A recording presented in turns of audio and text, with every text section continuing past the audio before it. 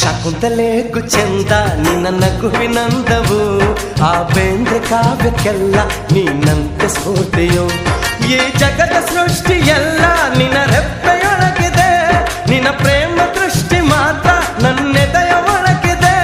ಅದು ಎಷ್ಟು ಯುಗವೇ ಬರಲಿ ಮತ್ತೆ ಹುಟ್ಟಿ ಬರುವೆನಾ, ಪ್ರತಿಯೊಂದು ಹೆಜ್ಜೆಯಲ್ಲೂ ಹೃದಯ ಮೀಟುತ್ತಿರುವೆನಾ.